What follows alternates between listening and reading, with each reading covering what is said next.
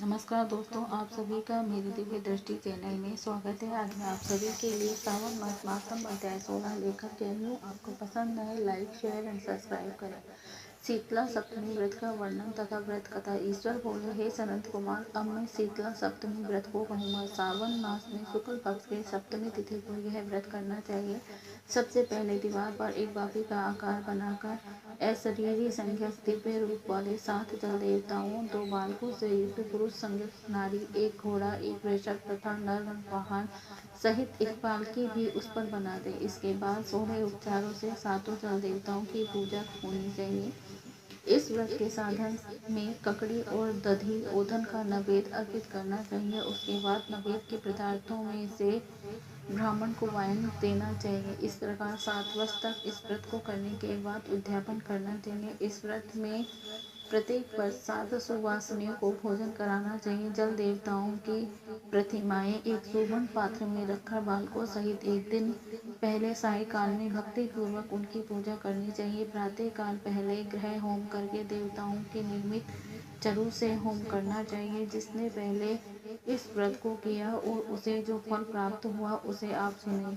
सौराष्ट्र देश में शोभन नामक एक नगर था। उसमें सभी धर्मों के प्रति निष्ठा रखने वाला एक साहूकार रहता था। उसने जल सहित एक अत्यंत निर्जन वन में बहुत पैसा खर्च करके शुभ तथा मनोहर सीढ़ियों से युक्त पशुओं को जल पिलाने के लिए सरलता से उतरने चढ़ने योग्य दृढ़ पत्थरों से बंधी हुई तथा लंबे समय तक टिकने वाली एक बावड़ी बनवाई। इस बावड़ी के चारों ओर थके राहगीरों के विश्राम के लिए अनेक प्रकार के वृक्षों से शोभायमान एक बाग लगवाया, लेकिन वह बावड़ी सूखी ही रह गई और उसमें एक बूंद पानी नहीं आया। साहूकार सोचने लगा कि मेरा प्रयास व्यर्थ हो गया और व्यर्थ ही धन खर्च किया। इसी चिंता में विचार करता हुआ वह साहूकार रात में वहीं सो गया। तब रात्रि में उसके सपने में जल देवता आए। उन्होंने कहा कि हे धनद, जल के आने का उपाय तुम सुनो। यदि तुम हम लोगों के लिए आदर पूर्वक अपने पौत्र की बलि दो तो उसी समय तुम्हारी यह बावड़ी जल से भर जाएगी। यह सपना देख साहूकार ने सुबह अपने पुत्र को बताया। उसके पुत्र का नाम त्रिविण था और वह भी धर्म कर्म में आस्था रखने वाला था। वह कहने लगा, आप मुझे जैसे पुत्र के पिता हैं, यह धर्म का कार्य है, इसमें आपको ज्यादा विचार नहीं करना चाहिए। यह धर्म ही है जो स्थिर होगा। पुत्र आदि सब नश्वर है। अल्प मूल्य से महान वस्तु प्राप्त हो रही है, अतः यह ग्रह अति दुर्लभ है। इसमें लाभ ही लाभ है। सितांशु और चंडासु ये मेरे 2 पुत्र हैं। इसमें सितांशु नामक जो ज्येष्ठ पुत्र है उसकी बलि ये बिना कुछ विचारे किए आप दे दें, लेकिन पिताजी घर की स्त्रियों को यह रहस्य कभी ज्ञात नहीं होना चाहिए। उसका उपाय यह है कि आप इस समय मेरी पत्नी गर्भ से है और उसका प्रसव काल भी निकट है, जिसके लिए वह अपने पिता के घर जाने वाली है। छोटा पुत्र भी उसके साथ जाएगा। हे तात, उस समय यह कार्य निर्विघ्न रूप से संपन्न हो जाएगा। पुत्र की आवाज सुनकर पिता उससे पर अत्यधिक प्रसन्न हुए और बोले, हे पुत्र, तुम धन्य हो और मैं भी धन्य हूँ जो कि तुम जैसे पुत्र का मैं पिता बना। इसी बीच सुशीला के घर से उसके पिता का बुलावा आ गया और वह जाने लगी। तब उसके ससुर तथा पति ने कहा कि यह ज्येष्ठ पुत्र हमारे पास ही है, या तुम इस छोटे पुत्र को ले जाओ। इस पर उसने वैसा ही किया। उसके चले जाने के बाद पिता पुत्र ने उस बालक के शरीर में तेल का लेप किया और अच्छी प्रकार स्नान कराकर सुंदर वस्त्र आभूषणों से अलंकृत करके पूर्व आषाढ़ तथा शतभिक्षण नक्षत्र में उसे प्रसन्नतापूर्वक बावली के तट पर खड़ा किया और कहा कि बावली की जल देता इस बालक के बलिदान से आप प्रसन्न हो। उसी समय में बावली अमृत तुल्य जल से भर गई। वे दोनों पिता पुत्र शोक वे हर्ष से युक्त होकर घर की ओर चले गए।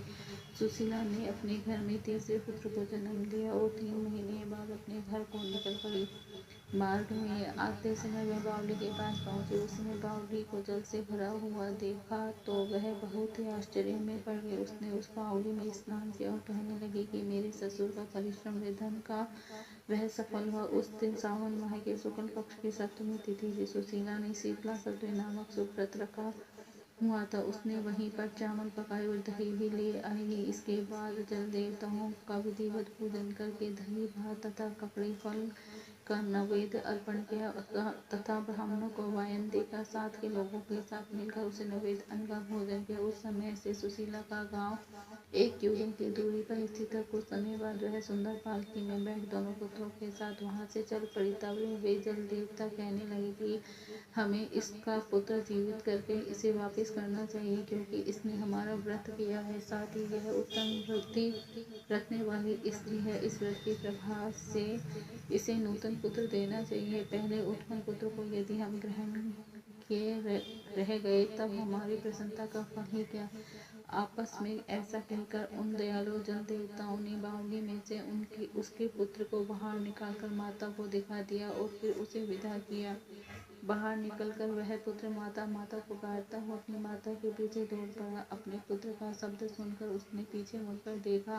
वहां अपने पुत्र को देखकर वह मन ही मन बहुत चकित हुई। उसे अपने गोद में बिठाकर उसने उसका माथा सूंघा, किंतु यह डर गया। इस विचार से उसने पुत्र से कुछ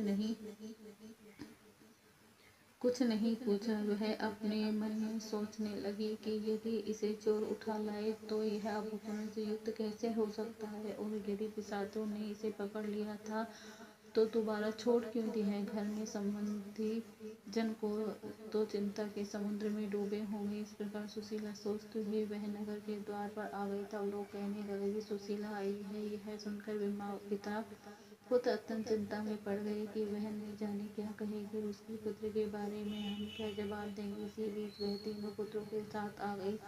तब ज्येष्ठ बालक को देखकर सुशीला के ससुर तथा पति घोर आश्चर्य में पड़ गए और साथ ही बहुत आनंदित भी हुए। वे कहने लगे, हे सुची स्मृत, हे तुमने कौन सा पुण्य कर्म किया अथवा व्रत किया था। हे भामिनी, तुम पतिव्रता हो, धन्य हो, पुण्यवती हो। इस शिशु को मरे हुए 2 माह बीत चुके हैं और तुमने इसे फिर से प्राप्त कर लिया है, और वह बाली भी जल से परिपूर्ण है। तुम एक पुत्र के साथ अपने पिता के घर गई थी, लेकिन वापस तीनों पुत्रों के साथ आई हो।